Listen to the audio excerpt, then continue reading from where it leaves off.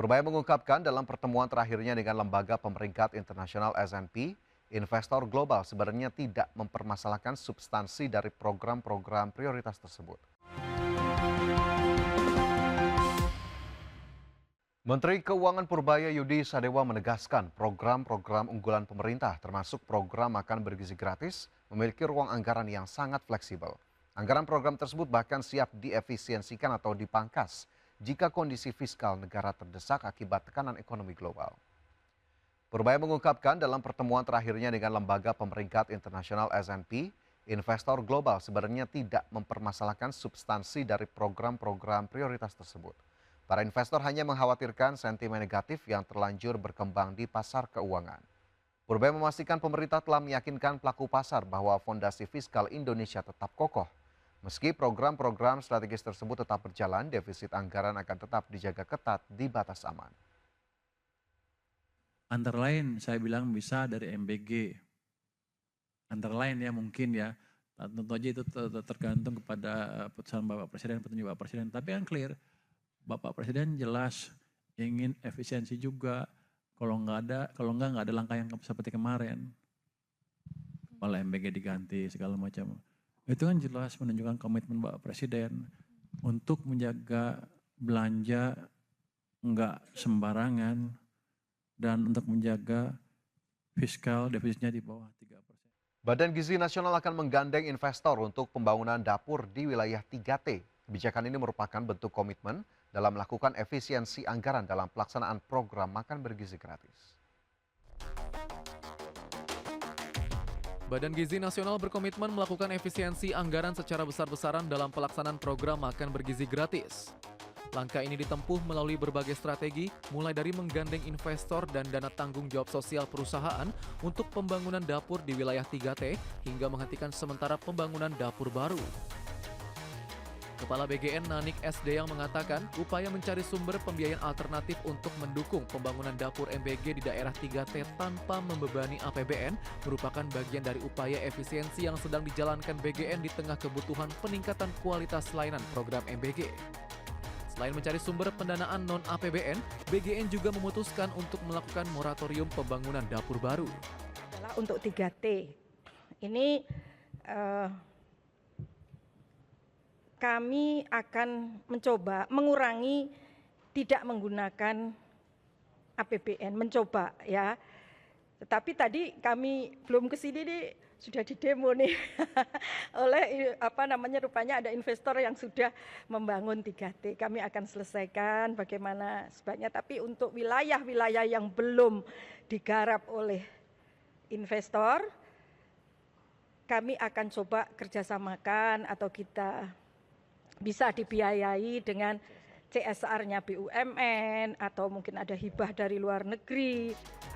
Nanik menegaskan fokus utama lembaganya saat ini bukan lagi menambah jumlah dapur, melainkan memperbaiki tata kelola dan memastikan seluruh dapur yang sudah beroperasi berjalan sesuai standar yang ditetapkan.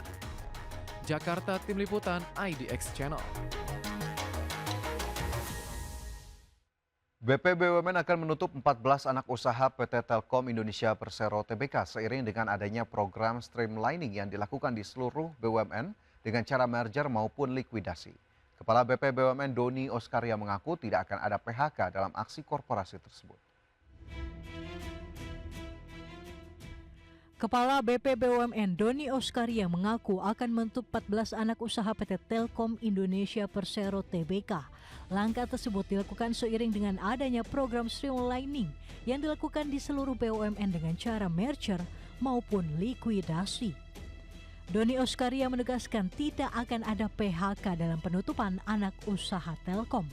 Pasalnya, pegawai yang terdampak dalam program streamlining akan dipekerjakan di perusahaan lain yang digabungkan atau dikonsolidasikan dengan perusahaan lain menjadi satu, salah satunya di fiber optik.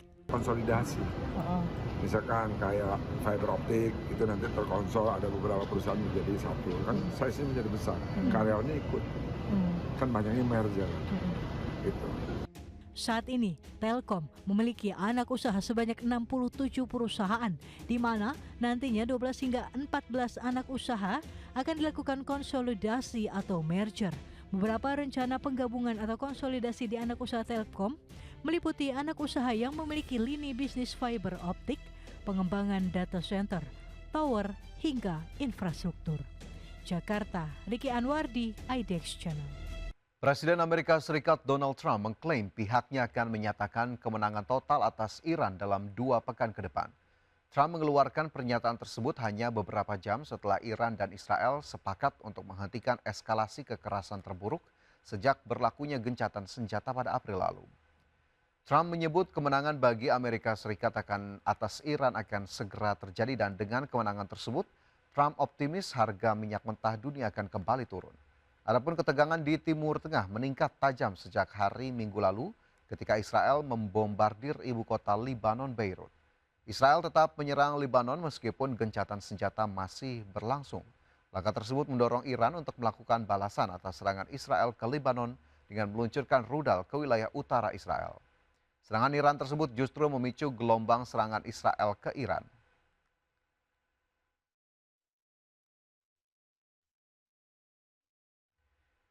Presiden Amerika Serikat Donald Trump mengklaim pihaknya akan menyatakan kemenangan total atas Iran dalam 2 pekan ke depan.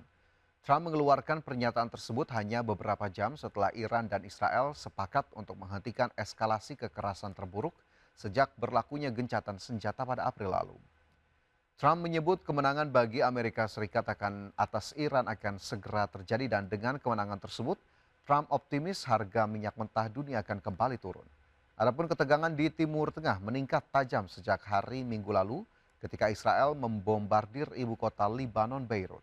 Israel tetap menyerang Lebanon meskipun gencatan senjata masih berlangsung. Langkah tersebut mendorong Iran untuk melakukan balasan atas serangan Israel ke Lebanon dengan meluncurkan rudal ke wilayah utara Israel. Serangan Iran tersebut justru memicu gelombang serangan Israel ke Iran.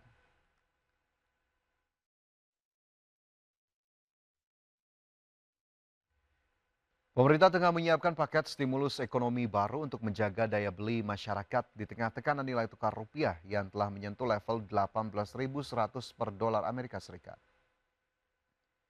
Menurut Menteri Koordinator Bidang Perekonomian Erlangga Hartarto, salah satu pertimbangan pemerintah menyiapkan stimulus yakni untuk menjaga daya beli masyarakat yang berpotensi tertekan akibat berbagai gejolak ekonomi. Meski belum memperinci bentuk stimulus yang akan diberikan, Erlangga memastikan pembahasan mengenai stimulus rencananya akan dilakukan dalam rapat koordinasi pemerintah yang dijadwalkan berlangsung pekan ini. Pembahasan lebih lanjut akan dilakukan dalam rapat yang melibatkan kementerian terkait di bawah koordinasi pemerintah. Nanti kita bahas mungkin untuk masyarakat nanti dalam waktu dekat kita akan sampaikan. Daya beli ya, Pak? Ya. Kapan Pak stimulusnya? Akan dirapatkan minggu ini. Soal apa aja? Nanti dirapatkan di Menko.